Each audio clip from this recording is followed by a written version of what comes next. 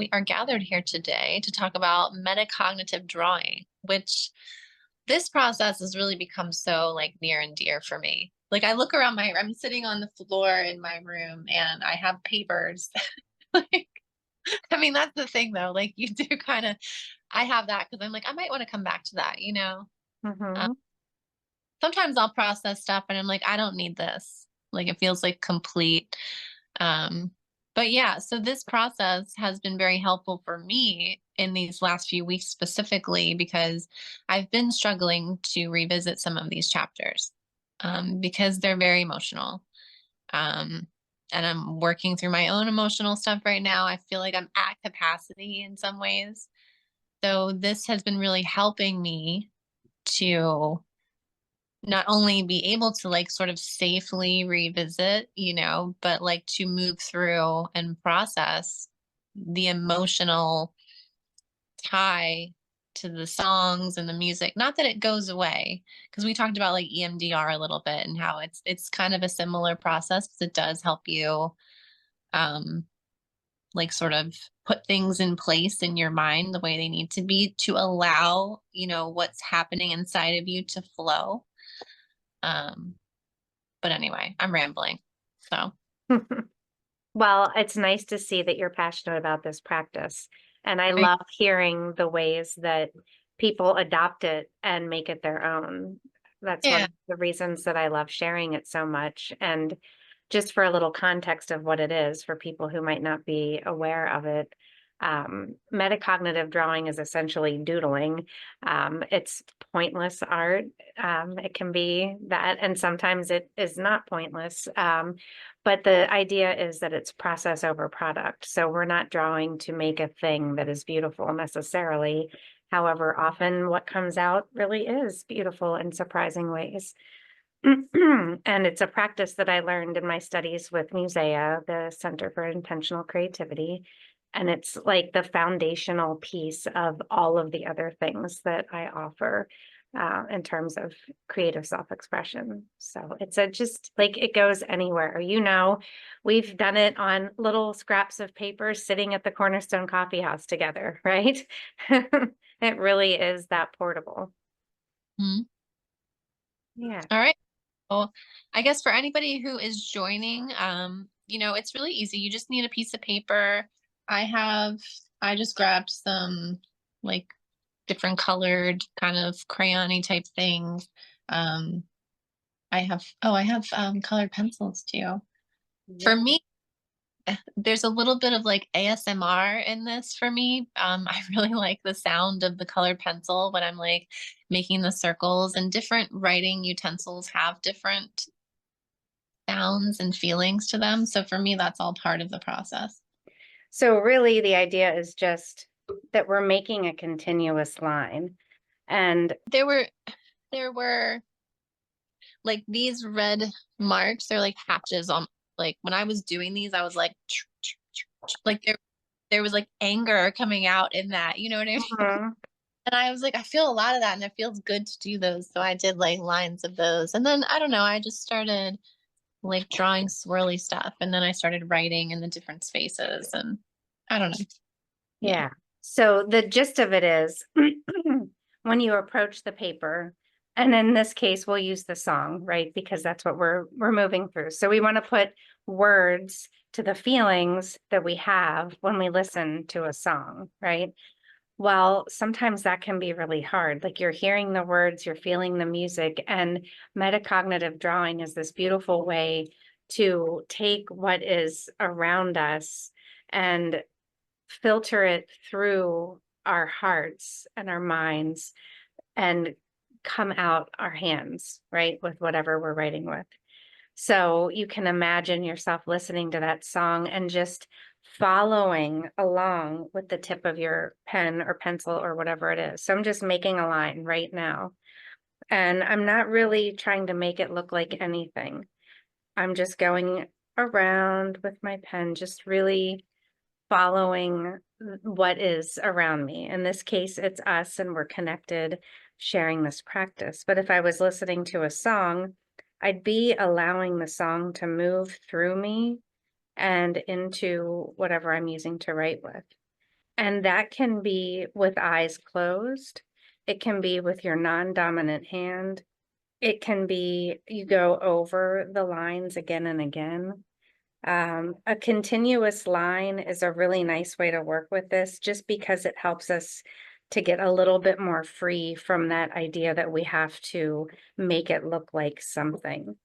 But you just move the pen along. Back and forth is nice because it gets a little scribbly. And then maybe you diverge and take it out to a different area of your paper. But imagine you're doing this, and I hope you will do this while you're listening to the song that you're writing about. And when you feel complete with that line, you can just stop drawing. You don't have to close it. Uh, it can just be exactly as it is. So, like, here's the line that I just drew. So that's nothing, right? It doesn't look like a thing. It's not representational. It's just the feeling of the music moving through, or whatever it is we're being with, moving through us. So that's step one. And there are all kinds of places that you can go with this after you have the foundation of your line. One of the things that I really love to do, and partly because it's just so mindless, like you don't need to think a lot about this, is just to identify places where there are spaces in your drawing. Like maybe I'll start in this space right here. And I'm just going to pick a color that feels like it goes with how I feel when I listen to this song. And I'm going to start to sort of outline that shape like that. Can you see that little green outline there? So I'm going to fill that shape in. I'm not going to touch the line though, the black line that I drew first. I'm just going to spend some time being with that shape and giving it some color. And you can get really creative here if you want to, and use different colors. You can make patterns in here, but the idea is that we're just bringing some color into this space, and we're completing a circuit. Whenever we work with line and color, we're giving the mind an opportunity to experience a sense of completion. And that's really satisfying for the mind. And when the mind is satisfied, the heart is more open and available to get to the deeper meaning, to maybe those words that we would like to share about this song. So this is just one super simple way that you Right. can, yeah. And it just feels really good to make these diamond shapes, like, and even just going over them, and the way that it's like scratches, but there's a purpose, and it just gets you out of your thinking and just allows you to just connect with your body and flow like it does. Like it brings it through your hands onto paper. Mhm. And then while you're listening and drawing, things will come up. Like you had said earlier, you made marks to represent certain feelings that the song represents for you. Then words might come up, a story might arise, and that could be the story with which you frame the meaning of this song, right? So it's like the quickest and easiest way that I know to break any kind of writer's block. Same with like a creative block, if you're whatever kind of artist you might be. Or an emotion What's that? or an emotional block. Like Right. sometimes it's like I'm feeling so much and I don't know how to put words to it or how to express it. And so I don't know how, and it just like keeps going around all inside of me. But this allows me to like get it out, you Yeah. know. Yeah. And that's it. And you can do this over and again. And like maybe after you get, like I filled in that one shape with the color green, maybe I want to come back and frame a different color in there. And maybe there's a word that comes up, like you don't think a lot about how you want it to look. You're just really in the moment of becoming with whatever you're being with. In this case, it's a song. And then you'll have this beautiful little pathway that has helped you get to the heart of why this song matters to you and share it in a way that others can feel and appreciate too. It's Yeah. pretty easy, right? I love this. I just needed to do this even. Hmm. Yeah, circles are such a big part of what we do also. Like if you're ever stuck, just give yourself a couple minutes to draw a circle over and over again, just tracing that circle and imagining that whatever you're struggling with is working itself out through that circle, and then see what's available for you. It's always just about the next right step. We're not solving all of the problems of the world by drawing a circle, but we're getting really clear on what's that next right thing that we can do. Yeah, and I feel like it gives you access to your self, as your whole self, in a way that sometimes you might feel like blocked or disconnected from. At least that's how I experience it. Yeah, it really does. And it's different also from some other forms of art. Like if you're creating with the intention of having an accurate visual representation of something you're seeing, that's skill based and that's good. Like it's not to say that you can't also have awarenesses during that, but that's not the primary focus of that kind of creative act.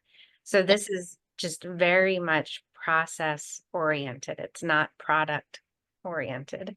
And, there's a time and a place for that. And if you want to produce, this can also help with that.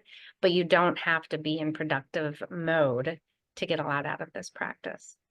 I was gonna say it allows you to, number one, it's like a practice in detachment, because it's like you create this thing, or right, because you're like don't need to keep it, but then it can become, like you said, a foundation for something more, like, because sometimes it does, it turns into more. So, I was going to show this. So November Rain is a chapter that is very emotional for me, and it's breakup stuff, and it's like heartbreak stuff, and it's like realization stuff. So when I in my processing the other day, I put the song on, and I'm kind of just putting it on repeat, right? Like, and I just started, like, I put my hands on the paper and just allow like whatever's going to come through. And so I did end up with, it started off with a circle, and then it turned into like more circles, and then it was a yin yang. Um, and this is not done because I started doing, and it kind of happened impromptu. The song actually came on as I was listening to the Spotify playlist, and stuff started coming up, and I was like, I have a work meeting in like 30 minutes. I don't have time for this. But I wasn't feeling good either, and I was like, I need to get this out. So I just gave myself like 5 minutes. I was like, all right, listen to the song, let's do this. And I knew that when I did this, I was like, I'm going to come back to this. But Mhm. this is, and so we'll see what else it turns into. But I love that, Michelle. And you're giving voice to something that's really important about these practices is that they don't take long. Literally, you can really honor what's coming up and shift it within a couple minutes so that you can go do the thing that you need to do and then come back to it. So it acts as an anchor. So we're not carrying around the weight of what is, right? And we're not just saying, I gotta let that go, I gotta push it aside. No, we're giving it a space to live so that we can do what we need to do and come back to it and allow that relationship to develop. And when we can do that in these little ways, it affects all the bigger areas of our life. it felt like such a win. I was thinking of you that day too, because it did. It felt like that. I was like, no, this is organic. Like, this is happening. And my mind wanted to come in and be like, you don't have time for this right now. Like, do this later. And I was like, no, I'm going to let the song just play. And that's what I did. So I let the song play to finish. So as long as that song is, that's how long it took me to do this. I felt so much better. And then I got on my work call, and I was fine. So, and I'm glad I gave myself that space. Yeah, Love me too. I love that, Michelle. These are the stories that just make my heart sing. making progress. So Yeah. I All right. Well, I'm so glad that we could do this and share this. I hope this is helpful for anybody who might be maybe procrastinating or avoiding or just having trouble revisiting or just feeling stuck or whatever. So, Yeah, absolutely. and if you do try it, I would love to know how it worked for you. And I am also thinking about sharing. I'm thinking about sharing some of my drawings, and I welcome anybody that wants to share their own if they do this process as part of the book. So, yeah. Yeah, and they can absolutely be woven into the cover art. That can be a Yeah. lot of fun. I'm thinking about that as we're doing. And I love that when we had that conversation that day, we were like talking about it and like that we're waiting so that it can just again like happen organically. Mhm. So evolving. Yeah. Let the pieces come together and just listen to how they want to be represented. All right, well, and I guess we'll talk later.